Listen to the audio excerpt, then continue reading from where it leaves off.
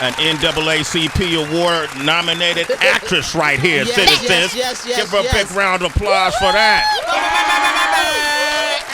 She's a multifaceted threat right now. Is she quadruple threat? I'm gonna give her quadruple. Quaddy. Okay, amazing young lady who I really became familiar with her work with the series Harlem, Right. being that I'm a Harlem resident of 25 years. Come on. Stand up. And it was a show that I really wanted to support because a good friend of mine, Megan Goode, is a part of it, right? But this assembly of amazing actresses and actors that came together for Harlem, and just the portrayal of Harlem and some of the scenes you'll see in places that you hang out at in Harlem. It just felt really close to home. We are huge supporters of this show, but I think in every series, you kind of gravitate towards a character, and we just all agreed. We was like, but oh my gosh, who is this Angie? Like, we all have an Angie. We know an Angie. We want to be we wish we could all be an Angie at times. And so I personally, we had everybody laughing in the room, but I personally was like, I'm going to just DM her. Like, I don't even care. I'm just going to take a chance, DM her and say, you need to be on this show. We want to love on you. We want to hug on you. And we want to most definitely give you your flowers and remind you that God has got you here. Amen. God has got your back, and you are here. So welcome her finally to the show. Hey. Shoniqua Shandai.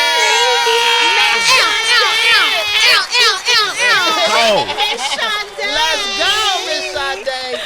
Oh my God, I'm so glad to be here. It's all right.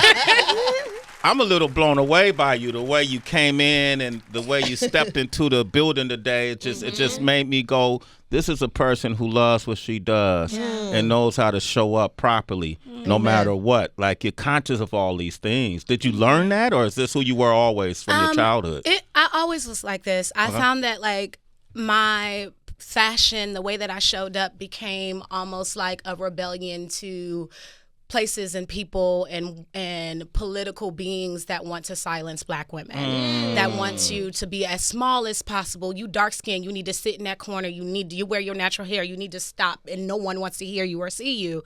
And I almost feel like my artistry, my expression became almost like a rebellion of that. Like I consider myself like an artistic activism when it comes to things like that. Like, oh, you want me to be quiet, honey? I'm coming in with rainbows on. And that's what you do. I love that. Come on. Does that also, that energy play into your name? Because I love your name so much. It's unmistakably Black. It's girly. I have a peer who's also a Shoniqua. She's Shoniqua Golding. And last year she put out a book of essays called A Black Girl in the Middle. Yeah. And the very first essay is dedicated to her name. And the very distinct Black experience of being a woman named Shoniqua. Yeah. Because you have some folks who don't see it as distinguished. Some folks who feel like you shouldn't put it on a resume because you won't get a job. Some folks that are just like, all right, I know you ghetto. What else? Yeah. What's been your experience? I have the same experience. I've written monologues and pieces and everything about my name. I remember there was a time where I used to hate when my mom would say my name in public. Like,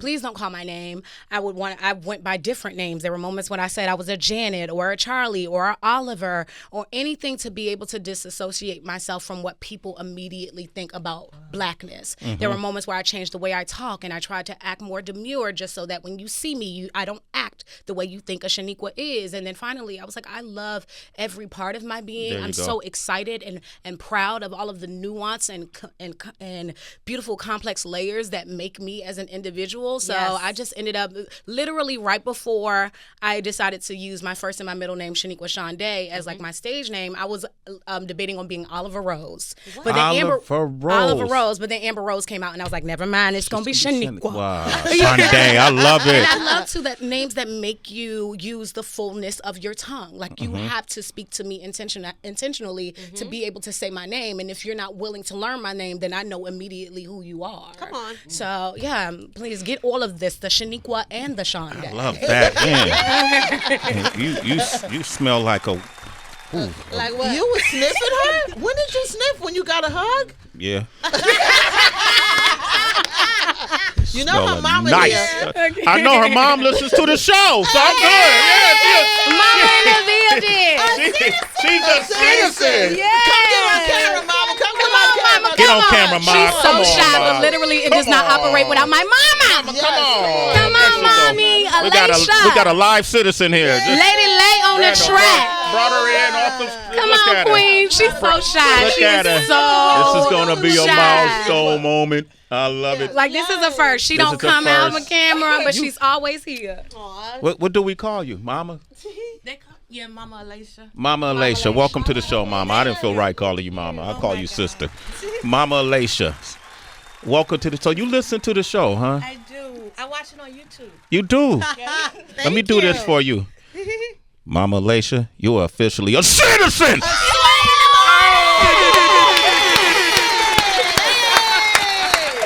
Yes! Welcome.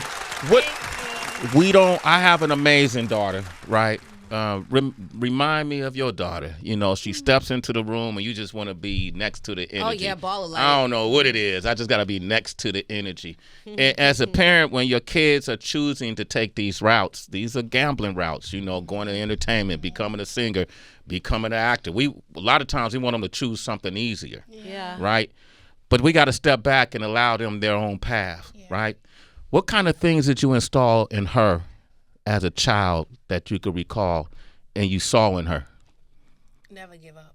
Never give up. And we gave up everything because I knew there was something special in her. Wow. Yeah. I left Virginia and went to LA, no job, no place to live, but I knew she was supposed to be there. Mm-hmm. Yeah. Wow. Do you have a first memory of experiencing Shaniqua? Was like maybe it's seeing her do a monologue, hearing her sing. What was that first memory that made you say, "Huh, we have something here"? She was 4 and did Proud Mary in a mall in front of hundreds of people, and I knew then, Proud Mary, Tina Turner. Tina Turner. In front of 100 at the mall. Okay.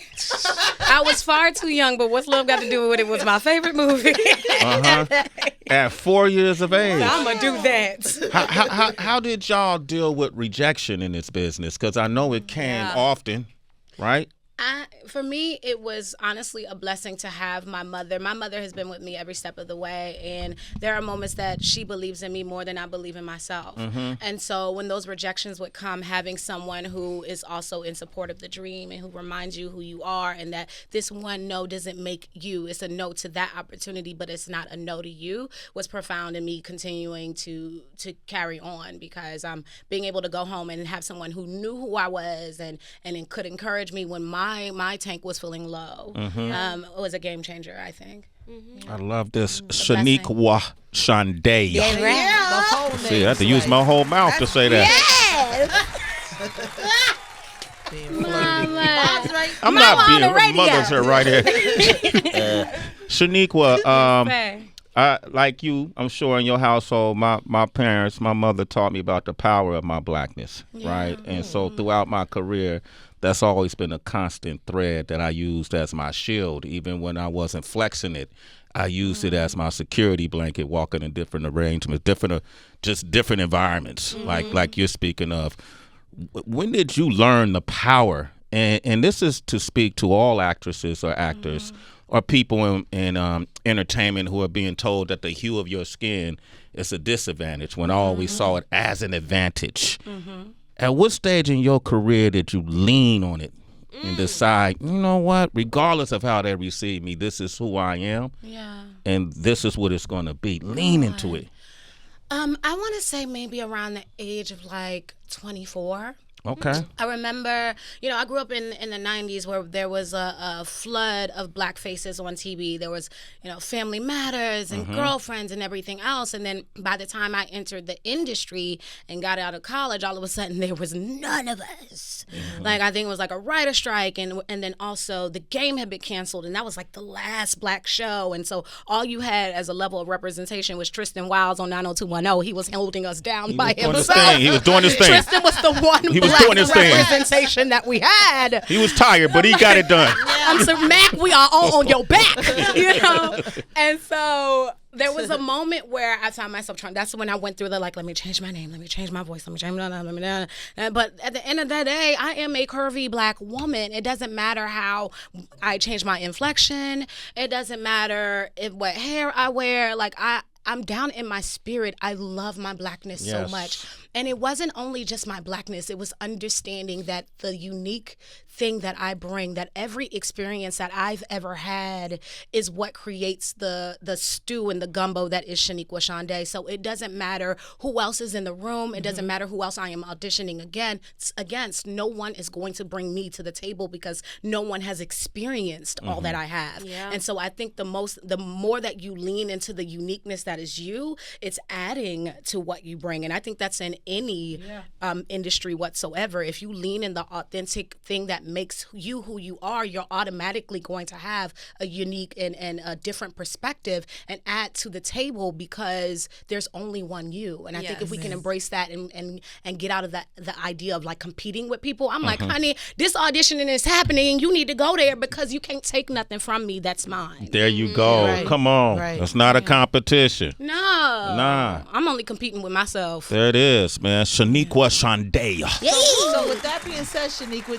was Angie specifically written for you through Tracy and everybody with Harlem, or what was your audition process like? That's so long-winded. I'm long-winded, period.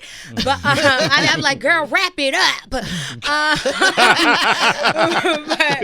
I got this audition through an agent, and it was Tracy Oliver, and Girls Trip was out at the time, and I'm like, this pioneer, trailblazing writer, yeah. And I saw that it required nudity, and I was like, why did you even send this to me? Because I don't do that, and I don't even want to be tempted. So if there's things that I morally am not, don't send it to me. Not that but you never know, because sometimes somebody's saying to me, sometimes if someone's saying money you ain't never seen before, you might be like, maybe I'm gonna pop out this titty one time. Sorry, mama. Sorry. But so I'm like, don't even send it my way. And so I was like, why did you do that? And he's like, well, I'm gonna go to Tracy and we're gonna see.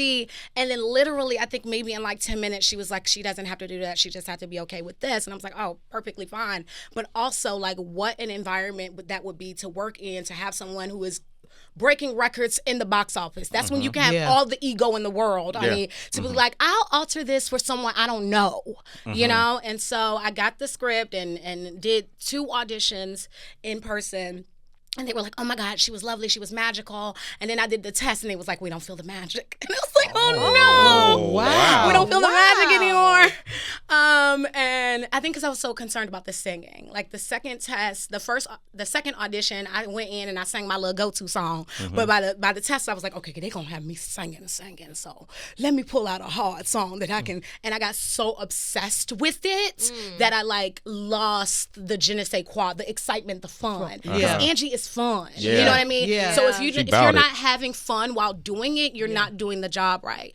And so I read again for the third test, the second test, and Megan was there. And by this time, Jerry and Grace had already got the part, and it just felt like we were in there, and I literally heard the Girlfriends anthem playing in my head, and I was like, this feels right. Yeah. So it was a long one, but I think it was a long process. But I think it was it helped me remain humble because you get stuff and you be like, look, and you can't tell me nothing, but actually the Lord did tell me something. Yeah, right.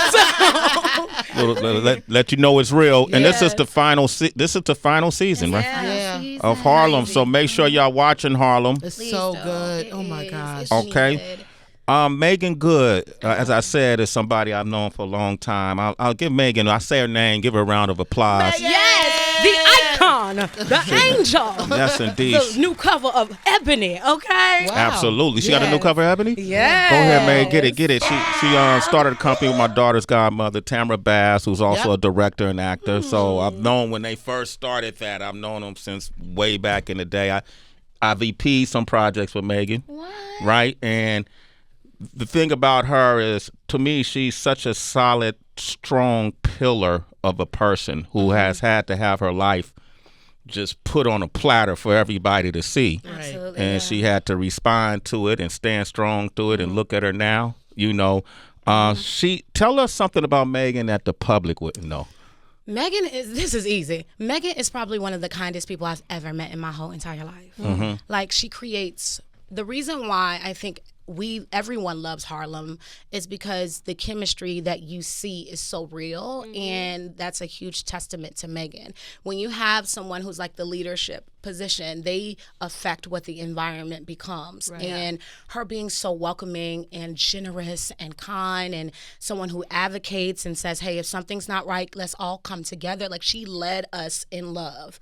And so I think people need to just like give her all of her flowers. She's brilliant. Yes. She does why do I even have to say this? But the sis does sci-fi, fantasy, action, drama, and has the like comedic timing of Lucille Ball at the same time. Like, the woman is vast and also so humble. So Megan's perfection. I love how you talk. I just want to ask you questions to get your answers. I didn't hear a thing she said. Wow, this is so dope. Yeah, have you been able to enjoy some of the fruits of your labor, the spoils of being in the spotlight? This is the spoil right now. Okay, you sway the morning with Heather B and Tracy G. Seriously, like I'm just so grateful. I feel like all of my dreams are coming true at once. Like, I've always been sure about acting. I always knew who I was, but music felt so far away. Yeah. Music felt impossible.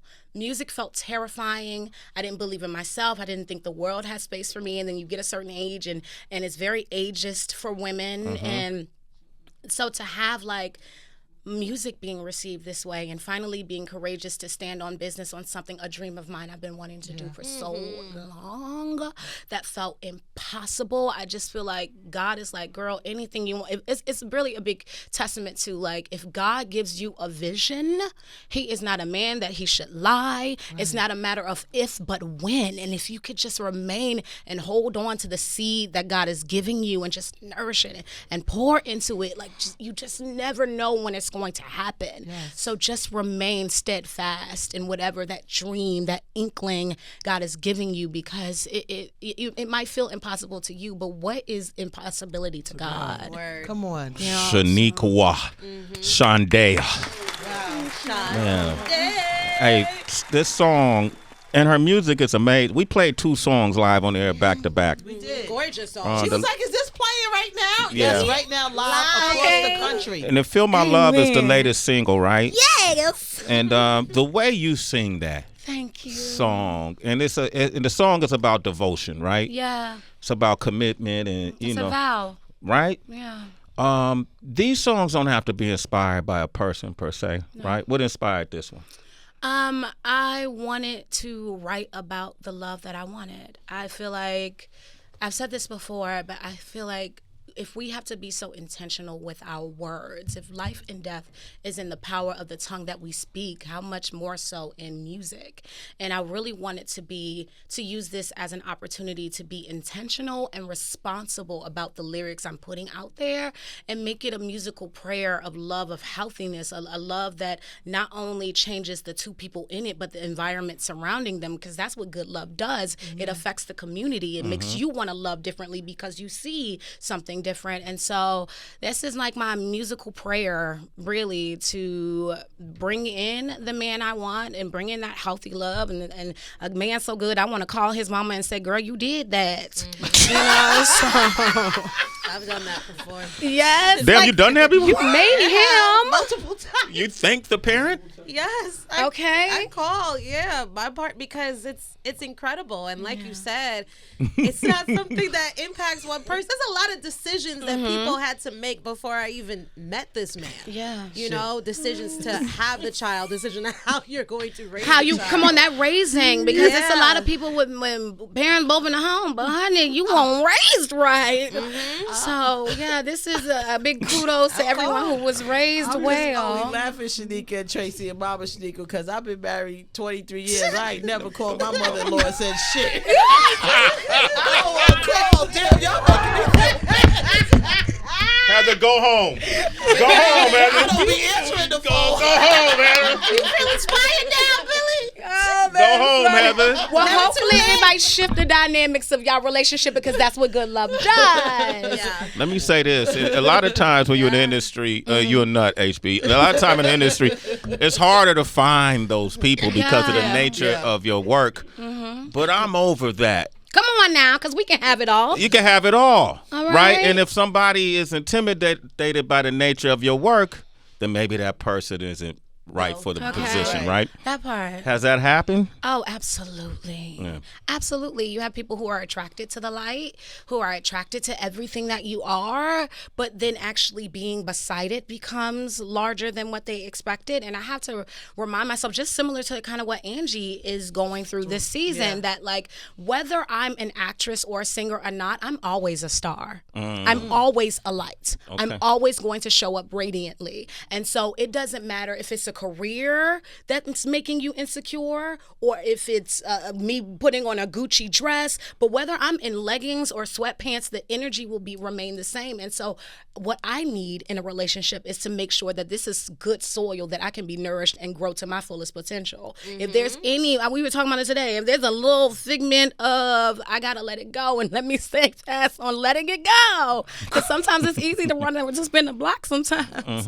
But I think the biggest thing for me is that remembering how the reflection of the love that I have in my relationships with friends, the reflection, the way that my mother loves me, the way that my best friend shows up for me. My man you got to love me more than my friends. Yeah. You got to treat me better than my friends do. And I have magnificent friends. So if they ain't meeting that and if they're insecure, God bless you, but you got to find somebody else. You're not going to make me smaller. Shoniqua Shandai. Okay, the new song is Feel My Love. That's out now. And the music video just dropped today, too. I saw it. Music video. And so this the route we on right now, right? Yes. You performing soon? Or? Yeah, I'm doing my first televised performance. Where? I'm going to be on the Portia show in Atlanta. I'm so Oh, excited. shout out to Portia. Congratulations. Yes, I'm in rehearsals for that because I'm like, I got to step out with my 2 feet down. Yes, indeed.